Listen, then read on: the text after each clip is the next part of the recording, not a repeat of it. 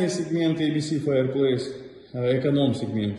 И тот автоматический биокамин, но у них совершенно разный набор опций, у них совершенно по-разному горит пламя.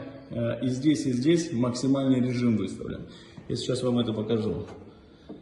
Во-первых, вот как открывается лючок, никакого доводчика, ничего. Вы должны провалиться пальцем в сам камин. Вот максимальный режим выставлен. Вот. Смотрим сюда. Во-первых, вот так открывается доводчик.